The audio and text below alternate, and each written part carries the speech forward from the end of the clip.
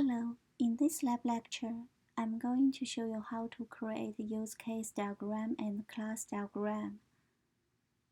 First, let's look at the use case diagram. As we learned from class, use case diagram capture high-level functionality of a system using notations for actors, use cases, and relationships among them. There is no unique way to draw a use case diagram, but normally, it contains 4 key elements: use cases, systems, actors, and associations. I'm using Lucidchart to create UML. It can be installed from Google Drive. Once it's installed, you can open it and click New button, Lucidchart, create from template. Here we type use case. It provides several templates. We choose the first one and click Use Template.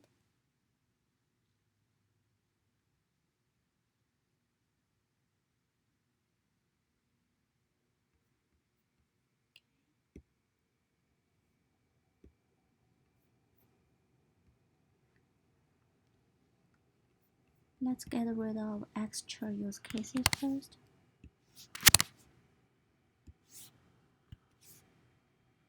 It's stuck.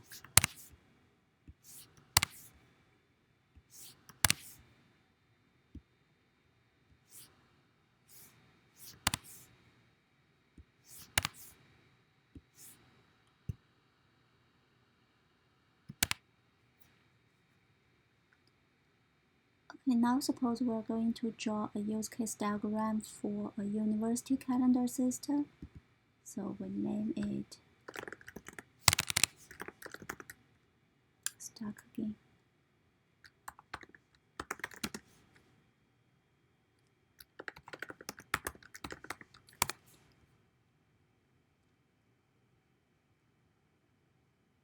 And then we name the first use case as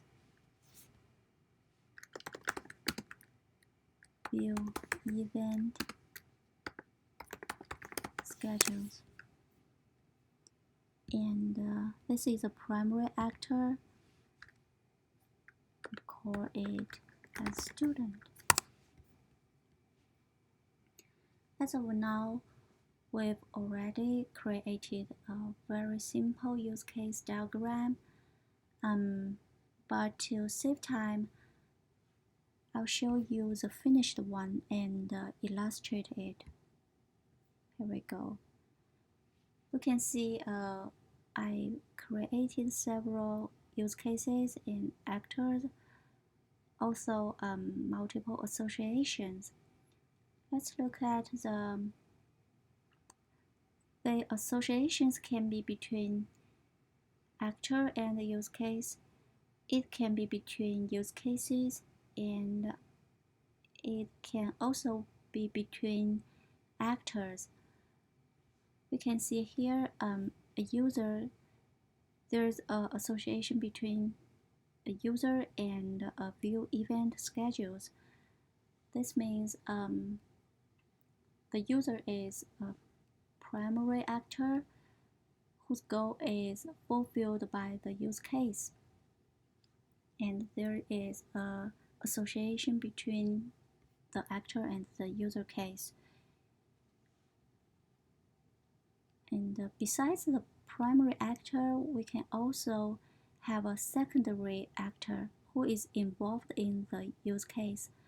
For example, the secondary actor can be an external system. For example, here, the secondary actor is academic calendar system, which access the view event schedules use case and pull out data from it and show data in the academic calendar system.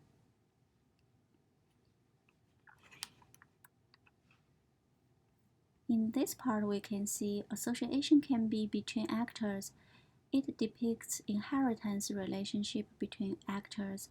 For example, the university calendar system can be accessed by students or staff, and they have different access.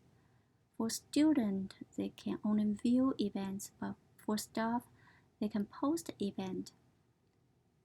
Therefore, we use this open arrow line to indicate the inheritance relationship between staff and user and student and user. Furthermore, association can also be between use cases. There are two types of associations. The include association is for reusable parts of behavior across two or more use cases. For example, most of use cases need login functionality. Therefore, we create the login use case and make it reusable, and link it to the use cases where they need it. And we indicate the include here. And another association type is extend, which links optional use case to the base use case, helps keep the base use case unchanged while adding more specifics or conditional changes. For example, one student access the view event schedules. They can see all events, but what if they want to narrow down the dates, narrow down the events? Then we create select the dates use case, and student can use this use case to narrow down the period and only show the events within that period without change the view event schedules. And this kind of association is extend association, and we still use a dotted arrow line, but we indicate this one is extend. And finally, we draw a box to wrap all use cases. The box represents the boundaries of the system.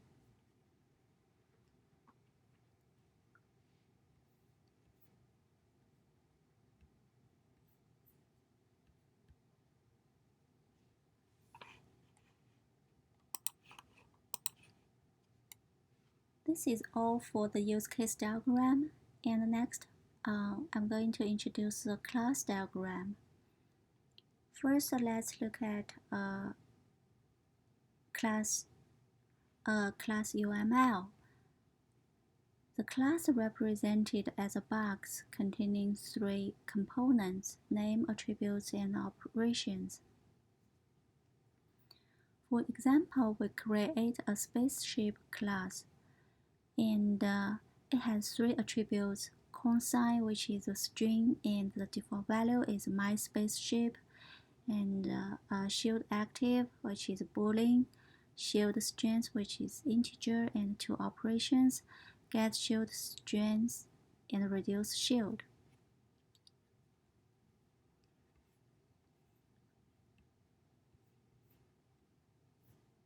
Still, to save time, I'm gonna show you the finished class diagram for an order system. We can see there are several classes in the order system: customer, order, order detail, payment, cash, check, and credit. The association between customer and order is one-to-many, because one customer can put 0 to multiple orders.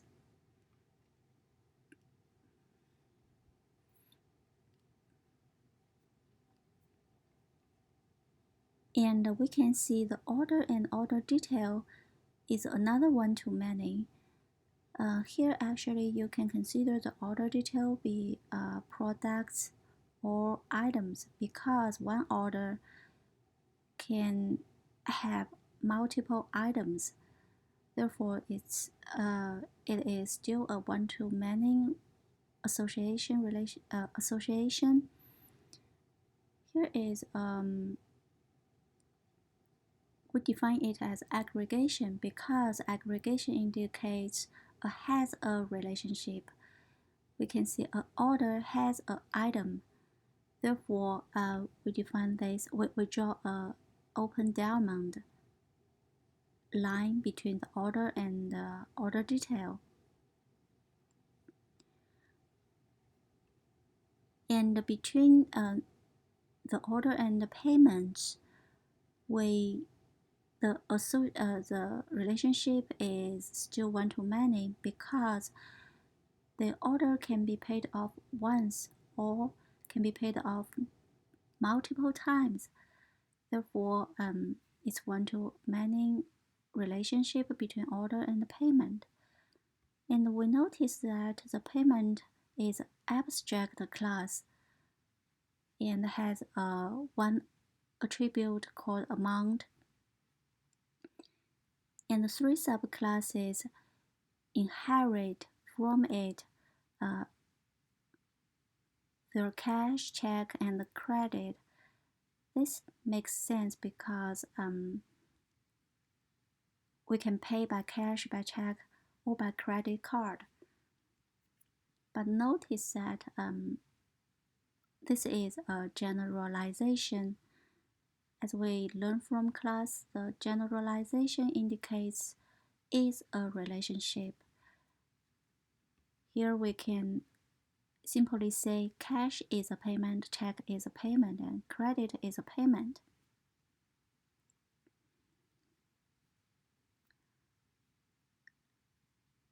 So I think this gives you very simple, concrete example about the class diagram. This is all for the lab lecture. Thank you.